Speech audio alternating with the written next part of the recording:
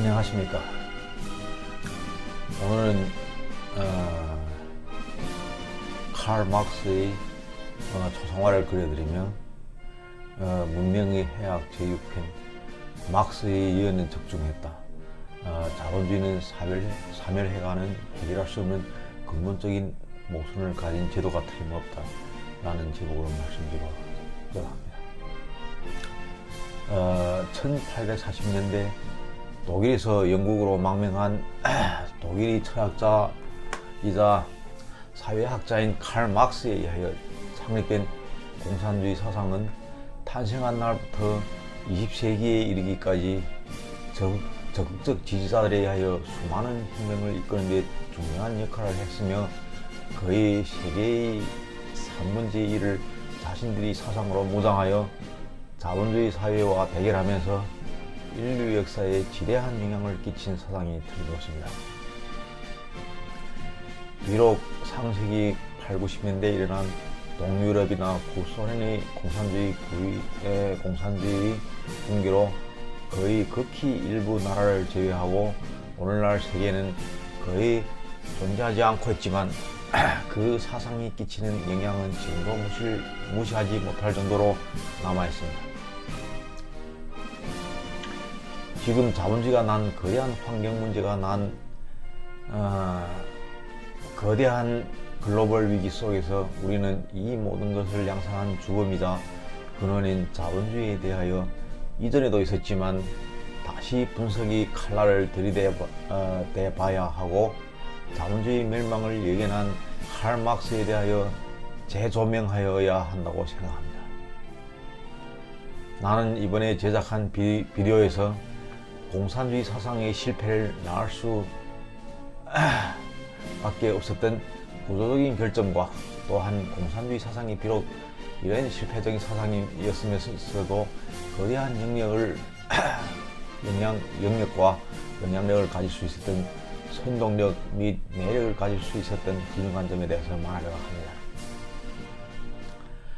자본주의와 공산주의 근본적인 차이점에 대하여 쉽게 해석하기 위하여 제가 한 가지 실례를 만들어 보려 합니다. 여기에 한 어선이 바다로 생선을 잡으러 간다고 가정해 봅시다. 이 어선에는 여러 어선과 마찬가지로 선장이 있으며 몇십 명의 생선잡이 근로자가 탔다고 가정합시다. 이 근로자들은 선장에서 품삯을 받고 일하기로 합동이 되어 있어 어선에 탑승하였기 때문에 선장의 지휘에 따라가 일하고 그들이 잡아올린 생선은 당연히 선장의 소유로 되겠죠. 하지만 모든 일을 하긴 하지만 그 생산물이 결국엔 자신들의 소유가 될 것이 아니라 봉급만 받으면 되었기에 그들의 생산성은 높지가 않았습니다. 선장이 눈에 띌 때만 일을 하고 선장이 보이지 않으면 게으름을 피워 물고기를 생선을 많이 잡을 수 없었죠. 더구나 선장 혼자서 그 많은 사람들이 일을 잘 하는지 일일이 감시하기란 벅차는 일이었기에 말이죠. 관리자를 임명하여 그들에게 봉급을 올려주며 그들에게 감시 직책을 맡겨주었으나 그들도 선장이 보는 데서 감시한 척 했으나 쥐꼬리만 봉급 때문에 다수의 선원들과 척지는 일을 원치 않았기에 대부분 살다 보면 그렇잖아요. 생산은 여전히 올라가지 않습니다. 물론 순서가 뒤바뀌었지만 이것이 사회주의입니다. 그리고 봉건주의와 가깝습니다. 많은 생선을 잡지 못해 골머리를 앓던 선장에게 누구인가가 개발한 아이디어를 낸다고 가정합시다. 말하자면 제막급 능력이 있는 자들이 선장에게서 도구나 업의 사용권을 사고 잡은 생선을 자신이 소유물로 한다는 것입니다. 자신이 잡은 생선이 무티에 오른 뒤 자신이 소유가 된다고 생각하니 책임자들의 사기는 갑절 높아졌을 것입니다. 그들은 자신이 온 힘을 다 쏟아부터 생선을 잡기 시작했을 것입니다. 이것이 자본주의입니다. 막스의 주장은 자본주의 경제체제에는 탄생할 때부터 배태된 내적 자아 모순이 있다고 봤습니다. 생산수단, 즉 자본을 소유한 자본가들은 노동자들을 고용하는 방식으로 생산을 장악하고 노동자들이 생산 가치 가운데서 일부만 임금으로 지불할 뿐 나머지 잉여 가치를 이윤이라는 목적으로 가르친다는 것입니다. 막스는 이런 행위를 착취라고 이름짓고 사악한 것이라고 단정지었죠. 이렇게 착취한 잉여 가치를 원천으로 삼아 자본가들에게 자본 축적의 경쟁을 계속하면 생산 능력은 더욱더 확대됩니다. 그러나 자신들이 몫을 지속적으로 착취당하는 노동자들은 빈곤을 벗어나지 못하므로 수요는 위축될 수밖에 없습니다. 말하자면 노동자들이 구매 능력이 축소된다는 얘기죠. 자본 축적을 감행할수록 생산은 과도하게 늘어나고 노동계급의 빈곤이 갈수록 깊어질수록 수요 위축도 심화되며 과잉 생산과 수요 침체는 필연적으로 이윤을 떨어뜨리고 경제 공황을 부릅니다. 위기에 내몰린 자본가들은 인력을 해고하고 구조조정으로 탈출로를 찾지만 이 몸부림은 더욱 심한 수요 위축만 불러올 뿐입니다. 해결할 수 없는 자본주의 내적 모순이 이렇게 확대 재생산되면 결국 경쟁 공황이라는 상황을 낳고 노동계급이 들고 일어나서 체제 붕괴에 이를 수밖에 없다는 것이 마르크스 경제학의 분석입니다. 시간이 경과하면서 이 자기 모순이 스스로 확대 재생산하여 기존 체제를 무너뜨리고 새로운 체제를 등장시킨다는 것입니다. 막스는 그가 정리한 이 사적 유물론의 틀에 따라 자본주의는 무너지고 최종적으로 공산주의가 탄생한다고 예언하였습니다. 하지만 오늘까지 이어온 자본주의의 모습은 막스의 이 분석에도 여러가지 문제점이 존재한다는 것을 증명하였습니다.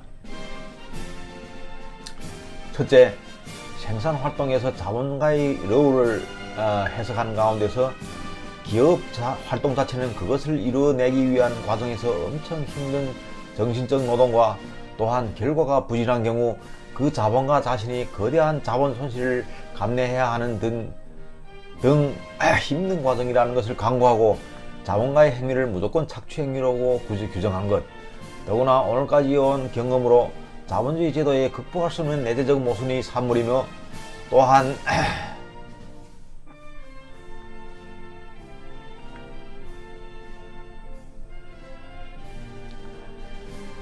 자본주의 제도의 자체의 붕괴를 가져올 것이라고 예언한 경제공을 자본주의 제도가 잘 넘겨왔다는 것 등등은 막스의 일부 예언이 적중하지 않았다는 것을 증명해 보였습니다.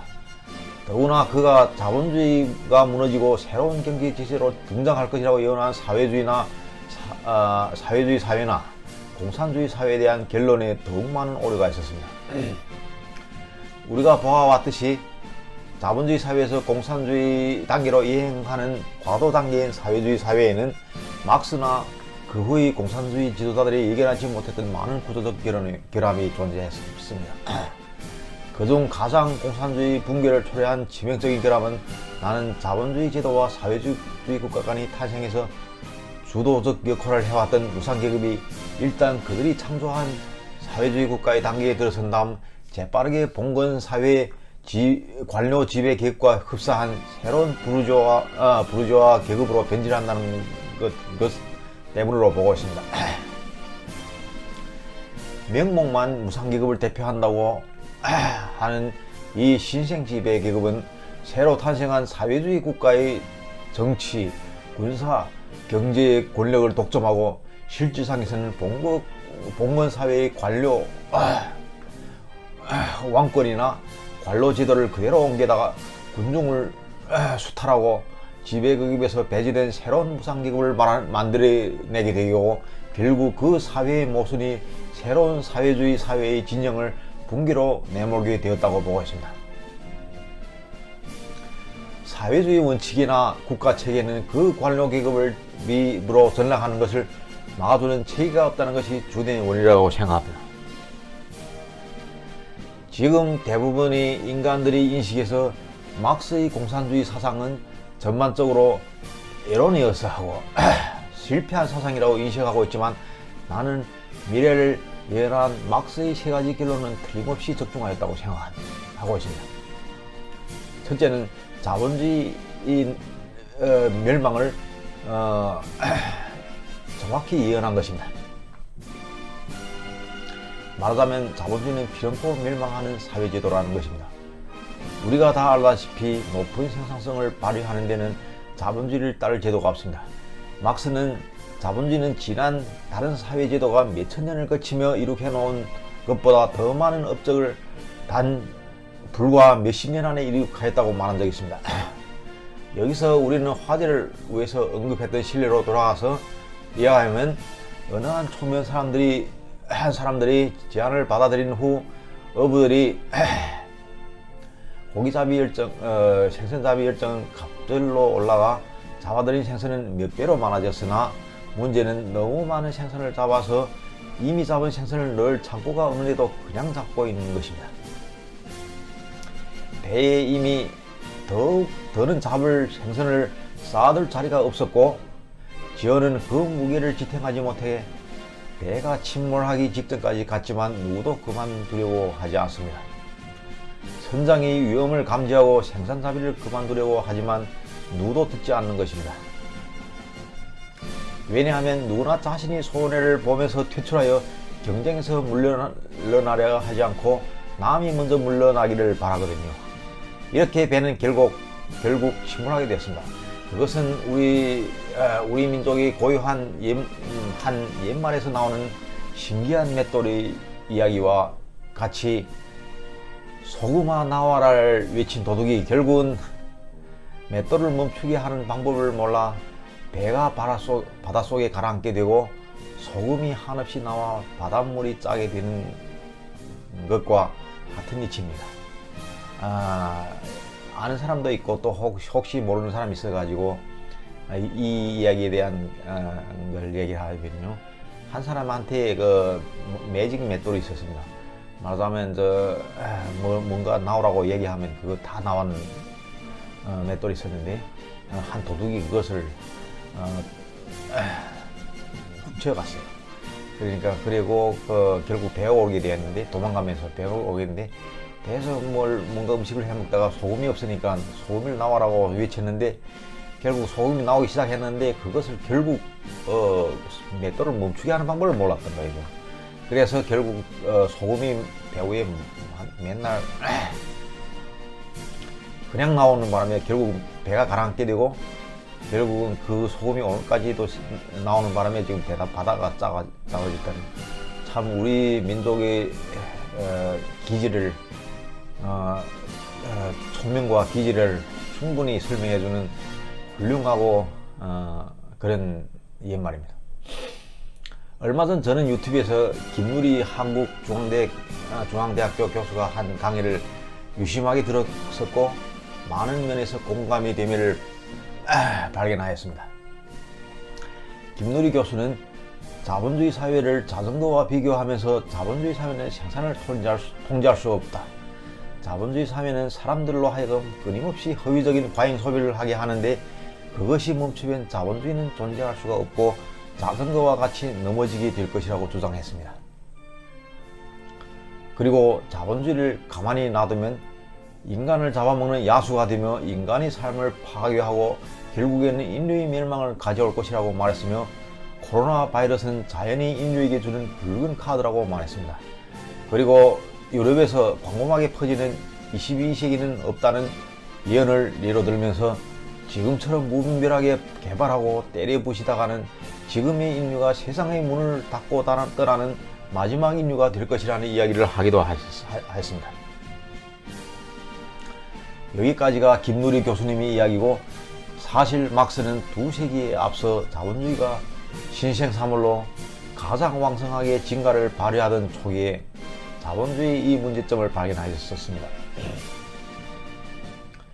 비록 자본주의 붕괴의 원인을 과잉생산에 의한 경제의 공황으로 좌우적으로 잡기는 하였으나 오늘날에 우리가 보아오듯이 결국 자본주의는 환경 파괴로 자신의 붕괴와 세상의 멸망을 동시에 가져오고 있는 것이 불보듯 뻔한 일이 되었습니다.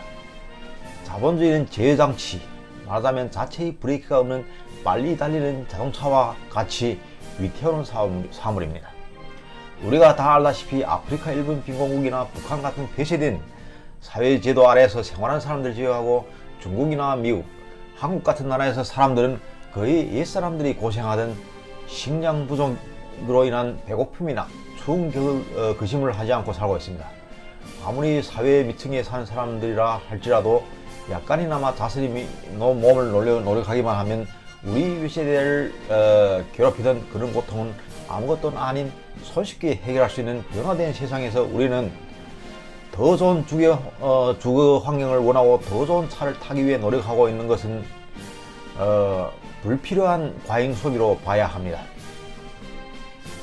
하지만 위에서 언급한 김누리 교수의 말씀에서와 같이 자본주의 사회는 끊임없이 새로운 제품을 반드시 소비해야 하는 것을 권해야 하고 허위 소비를 불러일으켜 사람들이 흡사 소비하는 기계로 전락해야 존재해 갈 수 있습니다. 아이폰이라는 물건이 나온 지 불과 몇십 년이 지나지 않아서 아이폰 1, 2, 아이폰 3 이렇게 그 사이에 사용하기에 아무 문제는 멀쩡한 휴대폰들이 산더미같이 끊임없이 폐기물더미에 흘러갔지만 지금 제가 이 비디오를 제작하고 있는 시점에서 아이폰 모델 14는 이미 출시되어 판매되었고 다음 세대의 아이폰 개발은 하고 있는 단계인 것 같습니다. 이런 사회에서 우리는 또 어떻게 살고 있는가요? 이런 자본주의 가스라이팅의 두뇌가 없어진 기계같이 되어버린 우리는 자본주의 무한 경쟁 속에서 남보다 앞서가기 위해 혹은 남들보다 뒤떨어지지 않기 위해 머리를 수그리고 죽으라고 일해서 돈을 벌고 또 그 번 돈 역시 죽으라고 과잉 소비에 쓰고 있습니다. 때문에 비록 물질적으로 풍요한 사회에서 살고 있지만 우리는 여유라는 자체를 느끼지 못하고 힘들고 뻐근함을 항상 느끼며 살고 있는 것입니다. 기본적인 먹고 사는 문제는 더는 우리 머릿속에 근심거리가 아니지만 우리는 휴가 한번 즐길 새 없이 더 많은 돈을 벌기 위해 끊임없이 노력들을 합니다. 그리고 그 돈은 또 어디로 갑니까? 그들은 곧 우리 주머니에 들어가서 자리를 잡아 체온을 느끼기도 전에 곧 다시 자본주의 사회의 모식이 가르치는 대로 과잉 소비로 귀하의 주머니를 다시 빠져나가 사회의 몇 안 되는 강자들인 자본가의 주머니로 다시 들어가게 되어 있습니다. 그리고 그 돈으로 그들은 당신이 생에서 가까이 갈 수 없이 멀리 앞서 나가게 되며 다시 당신이 비록 가까이 가는 것이 불가능하다고 느끼게 되지만 이를 악물고 따라가려고 노력할 수밖에 없는 존재로 군림하게 되는 악순환이 반복되게 되는 것입니다. 이렇게 자본주의 사회는 인간 사회를 앞으로 부단히 내달리는 마라톤 대회로 만들어버리며 그 마라톤 대회의 사람들은 주위 지인들 혹은 자신이 설정해둔 롤모델에 뒤지지 않기 위해 원하지 않지만 죽을 힘을 다 향해 앞으로 내달리지 않을 수 없게 만드는 것입니다.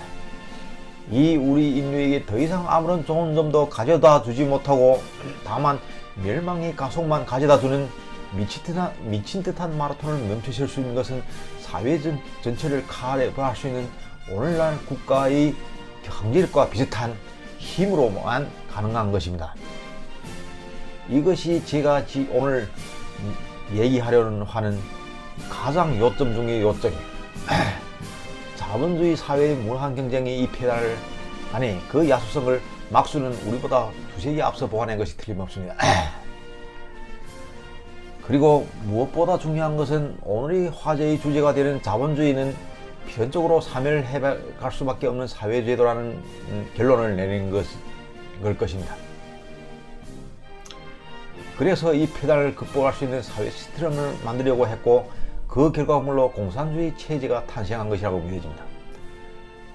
둘째, 막스가 예견했던 국가는 사회가 발전함에 따라 한 계급이 다른 한 계급을 지배하지 않은 사회주의 체제가 될 것이라고 봤고 그러니까 국가는 더 이상 이 지구상에서 불필요하게 되고 붕괴되어 사라질 것이며 공산주의 시대에 와서는 전세가 통일된 하나의 세상이 올 것이라고 했었습니다. 여러분들은 아마도 오늘까지도 국가란 것이 멀쩡하게 있고 국경이라는 것이 그들을 갖다 놓고 있는데 막스가 무슨 되지 않은 엉뚱한 소리를 하였냐고 하겠지만 나는 오늘날 살면서 막스의 얘기니 얼마나 절실하게 들어맞았는가를 느끼면서 몸에 전율을 느끼게 될 정도입니다. 먼저 번에 올려드린 비디오 영상에서 세상이 분명 작아지고 있다는 제목으로 이미 많은 것을 말씀드렸기에 지금 이 비디오에서 그 내용을 다시 언급하는 것은 없지 않게 이미 말했던 내용을 다시 중복하는 잘못을 범하는 것으로 인식되지만 이 주제는 하도 중요한 이슈이기에 나는 여기서 다시 한번 중복하는 것이 어려지지 않습니다. 수없이 많고 또 하루가 다르게 많아지는 현대 교통, 통신, 시설 등의 영향하에서 지구는 언젠간 제가 말씀드렸듯이 분명히 작아지고 있습니다. 그리고 그 작아진 지구에서 전통적인 이미 국가라는 이미지는 이미 한 나라의 독립적인 성격을 띤 지방자치정부의 한 나라 안에 독립적인 성격을 띤 지방자치정부의 형태로 점점 바뀌어 있습니다. 막스는 언젠가 국가란 한 계급이 비론 막스만 아니죠. 공산권 체제하에서 우리는 국가란 한 계급이 다른 한 계급을 착취하거나 지배하는 도구라고 배워왔습니다. 이런 극단적인 결론 위에도 사실 국가란 존재는 전통이라든가 민족이라든가 혹은 언어상의 언어 특히는 전통의 위에서 말씀드린 그런 한 계급이 다른 한 계급을 착취하기 위한 지배하기 위한 도구라고 하기보다 더욱 광범위한 의미를 갖고 있다는 것을 저는 알고 있습니다. 하지만 보십시오. 지금 언어상에서요. 물론 모든 세상이 예전부터 다 그런 건 아니지만 모든 국가가 다 그런 건 아니지만 많은 국가들이 저마다 자기 고유한 전통과 언어를 가지고 있었습니다. 하지만 지금은 무엇인가요? 그리고 그 언어는 분명히 한 나라를 대표하는 한가의 상징적인 특징이 된 것이 틀림없습니다. 하지만 지금 보세요. 지금은 전 세계적으로 지금 인터넷 이런 통신시설을 현대화한 통신시설의 영향하에서 심지어는 영어가 세계 공통언어라는 이런 명성을 가지고 지금 많은 정부의 공식적인 언어에서 외교나 공식적인 언어에서 영어가 그 국제 세계 공통 언어의 역할을 발휘하고 있지 않습니까? 그리고 신뢰를 들자면 우리 지금의 나라들 사이 존재가 중세기 때 서로 멀리 떨어져 서로 상대방의 존재를 책에서나 막연한 전설로만 기억하고 현실 생활에서 거의 느끼지 못하고 있던 시대와는 같은가요?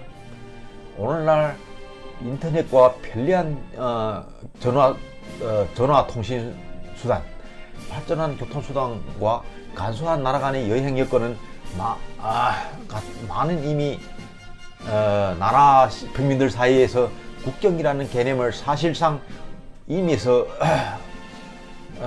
개념을 사실상 무의미하게 만들었고 서로 멀리 떨어져 있던 동떨어져 있던 환경에서 자그마한 윗단성 같이 한데 갇혀놓은 상황 같이 서로 끊임없이 부대끼고 접촉하게 만들었습니다. 여기에 만약 이 일을 가지고 계시는 분 저희한테 댓글을 남겨주세요. 그러면 제가 충분한 이유를 가지고 그것을 또 20가지 10가지 그런 이유를 가지고 반박할 수 있을 테니까 거기다 내주시기 바랍니다. 또한 끊임없이 부대끼고 서로 접촉한다는 것은 서로 간의 영향을 증가하고 서로의 차이점이 소실되거나 약화되고 점차 한 문화 한 개념으로 동화되어 있다는 것을 의미하고 있습니다. 그리고 분명히 옛날에 이미 한 국가의 형태로 발전해 가고 있습니다. 비록 그 존재는 구조적으로 아직 완비된 것은 아니지만 유엔의 존재나 유럽연합 혹은 여러가지 방위조약으로 얽히고 설킨 나라 간의 영향으로 그 결과를 알 수 있지 않습니까? 세상은 지금 여러 개의 셀로 나뉘어져 있던 감방을 하나로 통합하여 기존에 있던 룸메이트들을 하나의 감방에 통합해 놓은 것 같이 기존의 틀과는 다른 아주 새로운 형태의 통합을 이루어 나가고 있는 중입니다. 이것은 저의 관점이에요. 그리고 어떤 책에서도 언급한 적 없는 저만의 새로운 아이디어라고 나는 이 자리에서 말씀드릴 수 있습니다. 그리고 오늘날 미중 간의 갈등은 이 하나로 만들어 놓은 감방 안에서 누가 새로운 짱이 되느냐 하는 대결임이 틀림없습니다. 우리가 살고 있는 이 세상에서 만약 특별한 재앙이나 생태계의 치명적인 변화가 생겨 기존의 모든 물질 문명이 소실되거나 더구나 통신수단이나 교통수단이 완전히 사라지도록 파괴되지 않는 한 이런 추세는 영영 바뀌지 않을 것입니다. 나는 이것을 막스가 예견한 애초부터 프로테리아를 무상계급을 국경이 없는 것으로 보고 무상계급 혁명을 세계적인 것으로 보고 있던 막스의 예언이 분명한 실현이라고 보고 있습니다. 셋째, 단일한 국가의 형태로 변화된 세계에서 계획경제는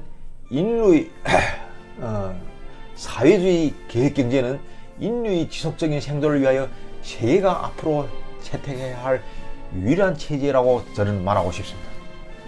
위에서 언급했던 자본주의의 가장 큰 폐단 속에 허위 소비를 극복할 수 있는 가장 효과적인 수단이 무엇이라고 생각합니까? 그것은 오늘날 국가가 가지고 있는 것과 같은 강제력을 동원하여 무의미한 자본주의 경쟁을 원천적으로 차단하는 방법밖에 없습니다.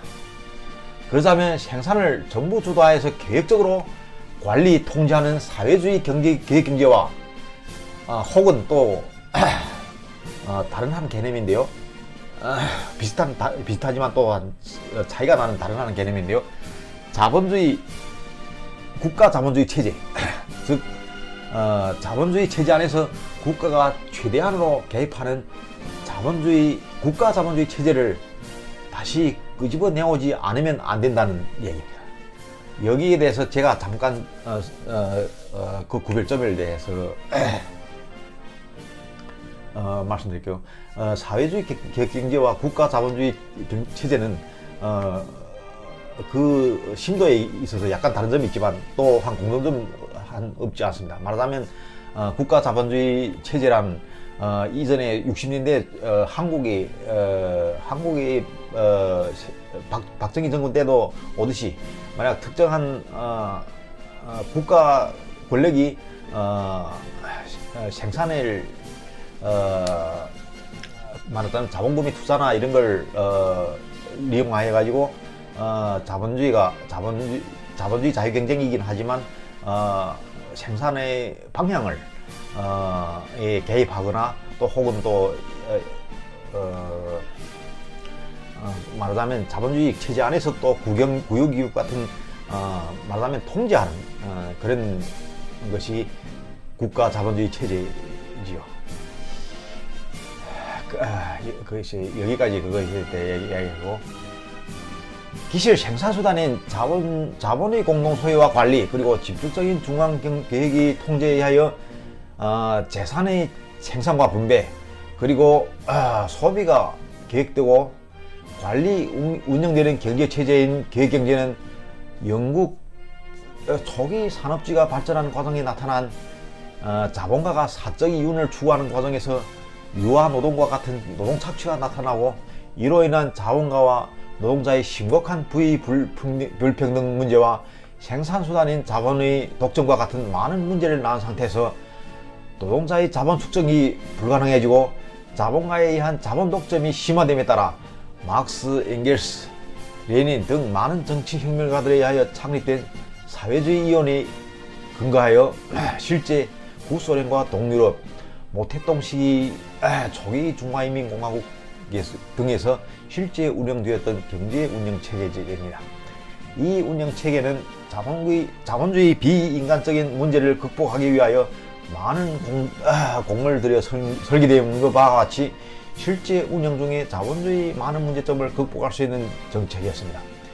이 정책은 이미 자본주의 진영의 경제학자들에 의해서도 인정되듯이 자본 경쟁력 확보, 특정 분야의 빠른 성장, 경제 공황의 예방, 불평등을 수반하는 사회 부조리 해결, 실업 해소, 무엇보다도 자본주의 자유경쟁 하에서 자신이 아닌 다른 사람들을 모든 적이나 원수로 돌려버리는 자본주의 비인간적이고 야수적인 특성과는 반대로 인간 생활의 질적 향상을 목적으로 하는 더 양심적인 특점 때문에 자본주의와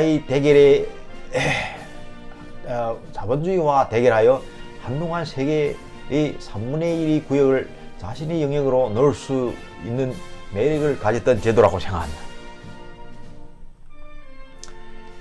제가 이렇게 말하면 사회주의 기업경제는 공산주의 사상과 함께 이미 그 부족점이 인지되어 지구상에서 사라지지 않았는가, 이미 실패를 한 기업경제에 대하여 우점을 가지고 있다고 말하는 것이 얼마나 어리석은 짓인가 할 것을 알고 있습니다.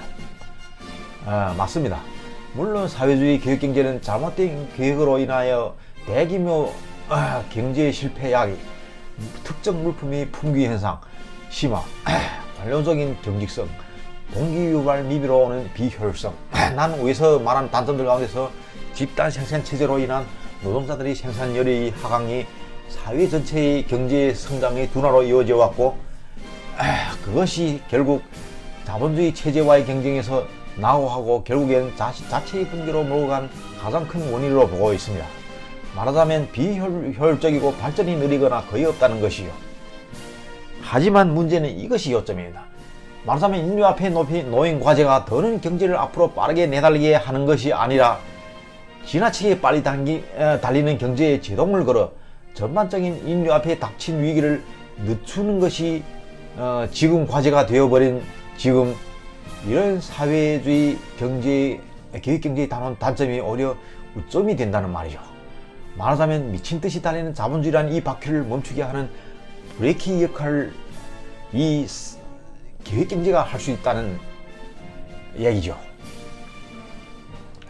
위에서 말한 그런 어떤 폐단들도 자본주의가 만들어내고 있는 환경위기 등 위기 때문에 인류 전체가 멸망해버리는 결과보다는 낫습니다.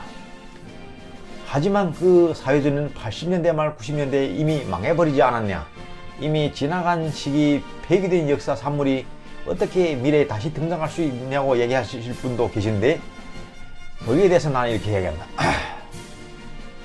사회주의 경제라는 체제는 주위를 둘러싼 보다 눈부시고 보다 강대한 자본주의 이념의 국가와의 경쟁에서야 붕괴한 것이지만, 위에서 수차례 언급했던 것처럼 세계가 문명의 발전과 함께 단 하나의 국가의 형태로 변해간 다음에 그 경쟁 상대가 없어지기 때문에 자연스럽게 유아 독존의 경제 체제로 살아남을 것입니다. 또한 이것은 이 새로운 세계에서 유일하게 채택되고 유지되어야 할 제도임이 틀림없습니다.